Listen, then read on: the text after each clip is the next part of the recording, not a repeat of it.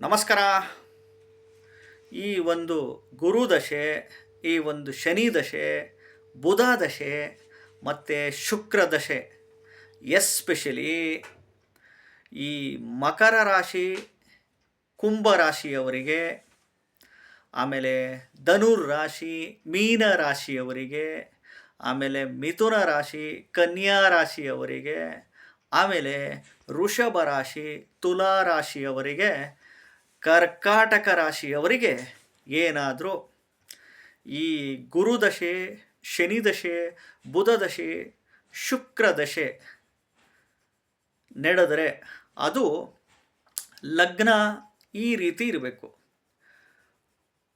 ಕುಂಭ ಲಗ್ನ ಆಗಿಬಿಟ್ಟು ಗುರು ಮೀನ ರಾಶಿಯಲ್ಲಿ ಇರಬೇಕು, 2ನೇ ಮನೆಯಲ್ಲಿ. ಅಥವಾ ಧನುರ್ ಲಗ್ನದಲ್ಲಿ ಹುಟ್ಟುಬಿಟ್ಟು ಶನಿ ತುಲಾ ರಾಶಿ 11ನೇ ಮನೆಯಲ್ಲಿ ಇರಬೇಕು.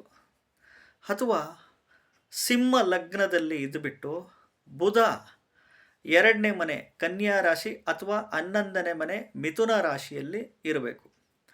ಇನ್ನು ಕರ್ಕಾಟಕ ಲಗ್ನದಲ್ಲಿ ಹುಟ್ಟಿ 2ನೇ ಮನೆ ಸಿಂಹ ರಾಶಿಯಲ್ಲಿ ಶುಕ್ರ ಕುತ್ಕೊಂಡಿರಬೇಕು. ಇದರದ್ದು ದಶಾ ಭುಕ್ತಿಗಳು ಬರಬೇಕು.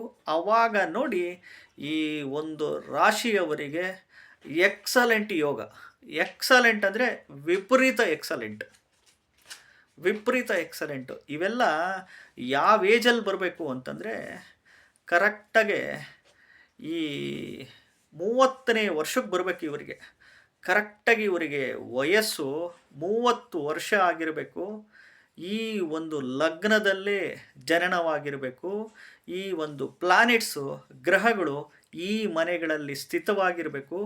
ಇದರದ್ದು ದಶಾಭುಕ್ತಿ ನಡಿಬೇಕು. ಯಾವಾಗ? ಕರೆಕ್ಟಾಗಿ 30ನೇ ವರ್ಷಕ್ಕೆ.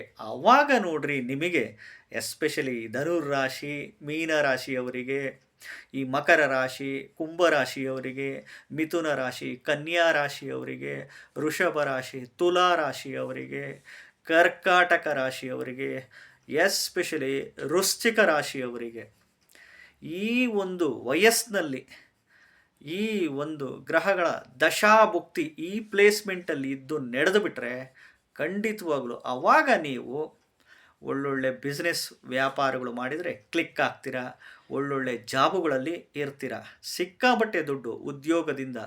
ಯಾವುದೇ ಜಾಬ್ ಆಗ್ಬೋದು, ಎನಿ ಪ್ರೈವೇಟ್ ಜಾಬ್ ಆಗ್ಬೋದು, ಗೌರ್ನಮೆಂಟ್ ಜಾಬ್ ಆಗ್ಬೋದು, ಉದ್ಯೋಗಗಳು ಯಾವುದೇ ಬಿಸ್ನೆಸ್ ರಿಲೇಟೆಡ್ಸ್ ಆಗ್ಬೋದು.